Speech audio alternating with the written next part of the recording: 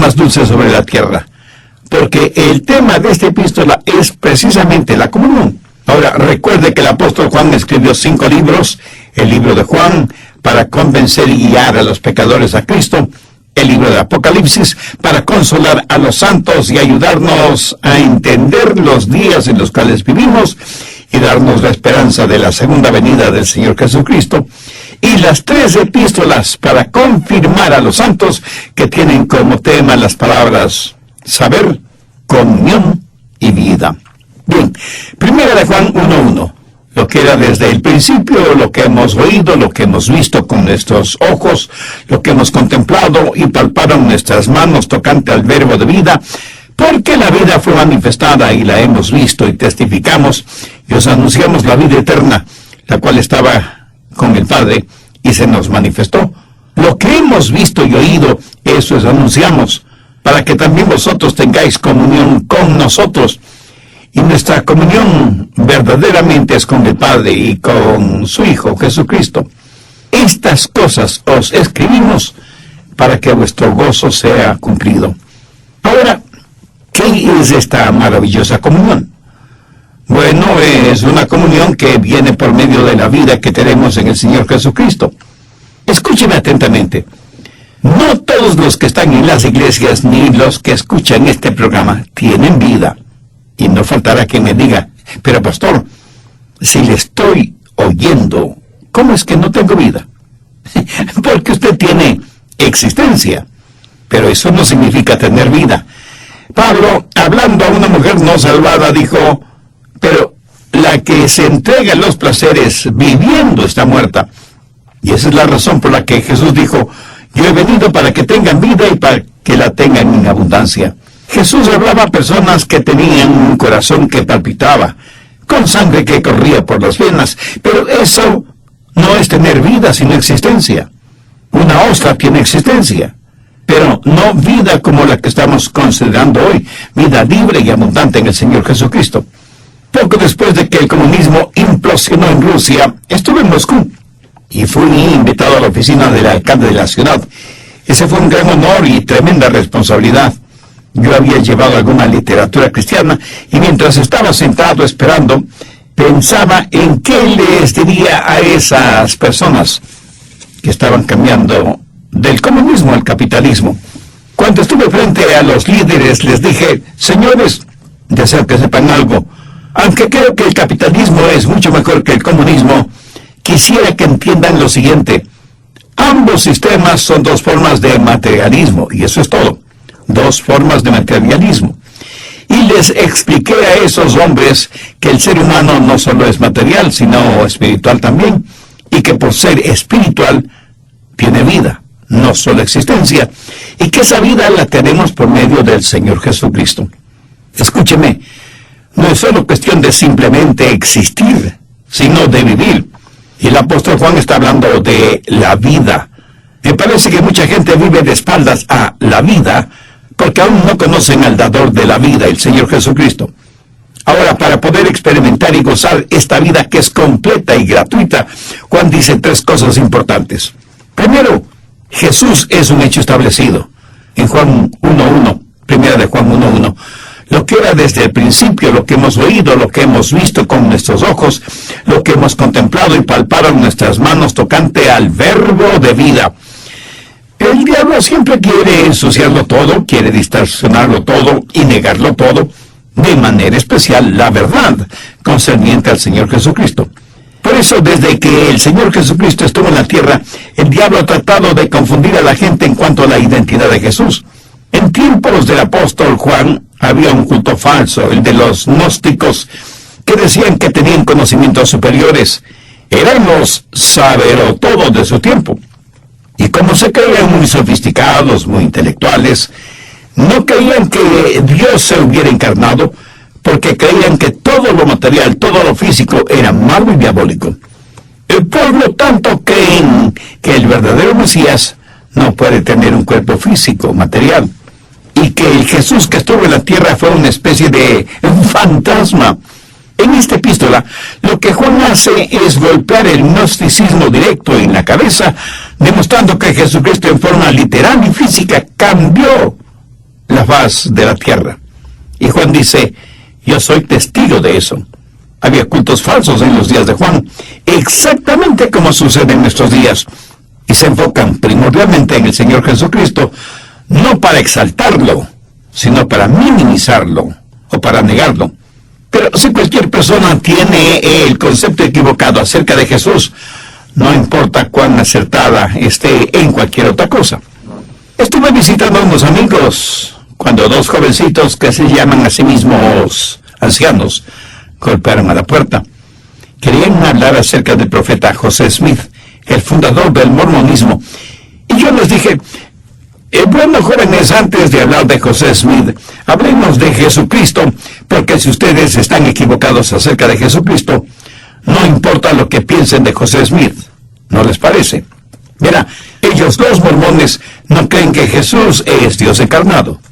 No creen que Jesús sea igual y eterno como el Padre, el Dios Todopoderoso. Y esto es casi distintivo en todos los cultos falsos.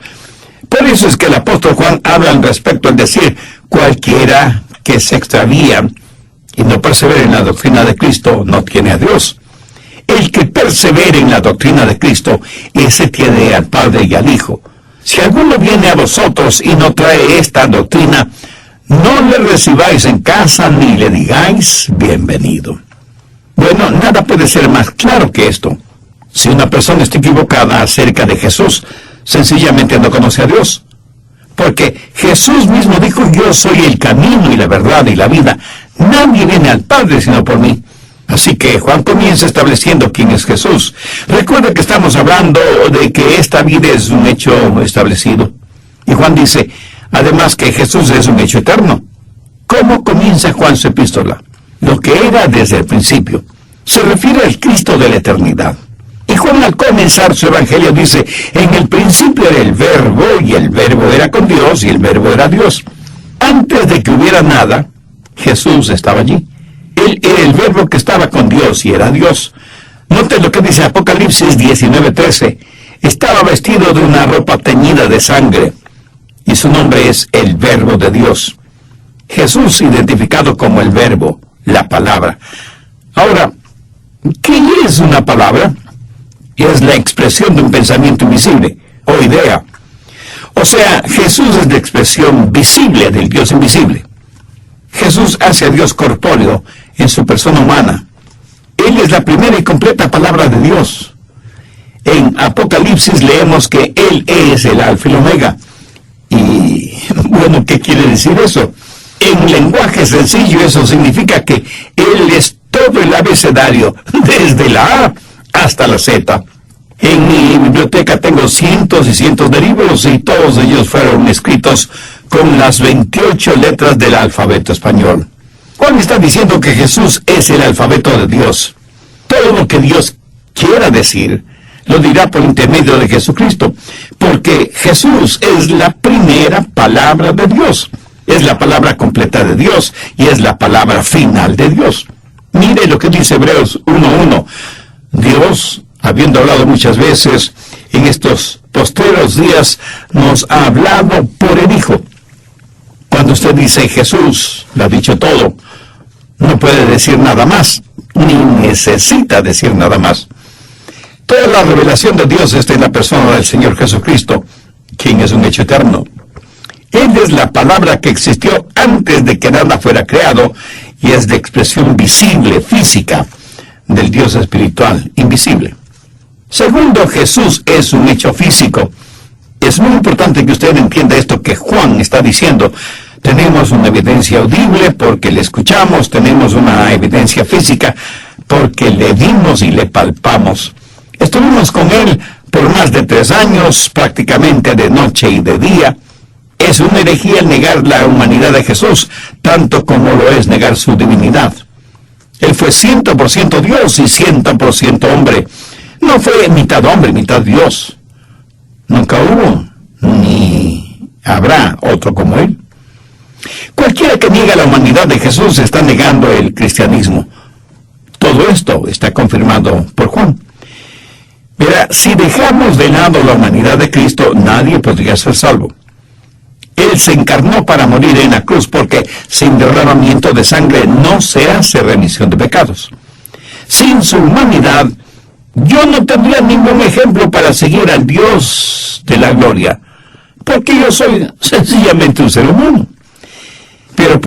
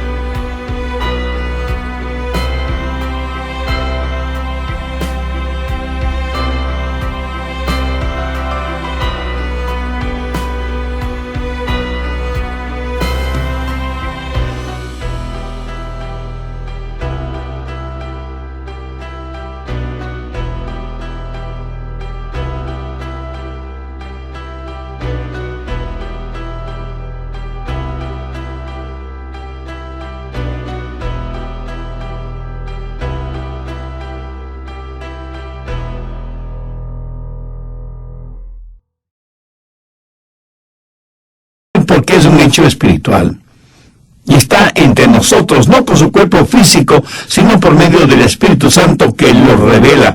Entonces la fe se vuelve los oídos y los ojos del alma. Conocemos a Jesús espiritualmente. Anote 1 de Juan 5:9. Si recibimos el testimonio de los hombres mayores, el testimonio de Dios, porque este es el testimonio con que Dios ha testificado acerca de su Hijo. ¿Lo comprende? Dios ha enviado a su Santo Espíritu para testificar de las palabras de los apóstoles, y ese es el testimonio que ahora tenemos.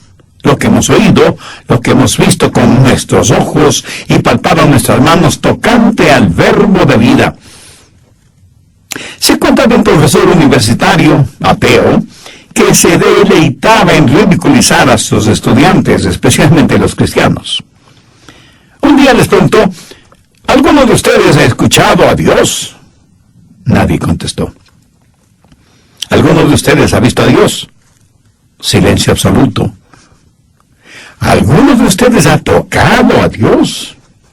Nadie respondió. Entonces el profesor orgullosamente dijo: ¿lo ven? La conclusión lógica es que Dios no existe. Todos los estudiantes permanecieron silenciosos, acobardados, hasta que un estudiante alzó la mano y le dijo: profesor, ¿puedo hacer una pregunta a la clase? El profesor le dijo que sí, y el estudiante, dirigiéndose a sus compañeros, les preguntó: ¿alguno de ustedes ha escuchado al cerebro del profesor? Nadie contestó. ¿Alguno de ustedes ha tocado el cerebro del profesor? Los estudiantes se miraron unos a otros, pero nadie contestó. ¿Alguno de ustedes ha visto el cerebro del profesor? Asombrado silencio. Entonces el estudiante dijo: por lo tanto, la conclusión, de acuerdo a la lógica del profesor, es que el profesor no existe. ¡Qué estudiante más ingenioso! Juan está diciendo que testifica de lo que ha visto y escuchado, y la Biblia dice que si recibimos el testimonio de los hombres, mayor es el testimonio de Dios. Yo no estoy aquí para, con mi oratoria o mi lógica, convencerle a usted. Ese es el trabajo interno del Espíritu Santo, y su testimonio es verdadero. ¿Qué es la vida? 1 de Juan 1:2, porque la vida fue manifestada y la hemos visto y testificamos y os anunciamos la vida eterna, la cual estaba con el Padre y se nos manifestó.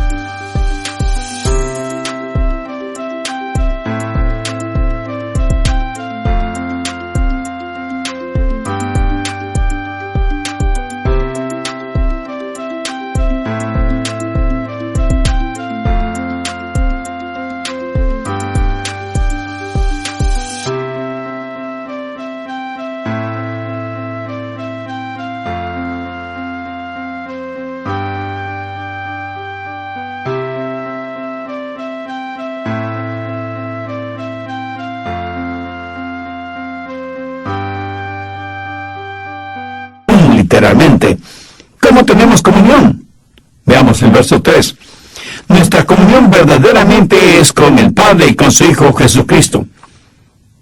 Pero entonces surge una importantísima pregunta. ¿Qué tengo de común con el Padre? Absolutamente nada. Él es santo, yo soy pecador. Él es todopoderoso, yo soy un débil ser humano. Entonces, ¿cómo puedo yo, Adrián Rogers, tener comunión con el Padre? Porque Juan dice que nuestra comunión verdaderamente es con el Padre. Y yo no tengo nada de común con el Padre. Bueno, veamos los versos 5 y 6. Este es el mensaje que hemos oído de Él y os anunciamos. Dios es luz, y no hay ninguna tinieblas en Él.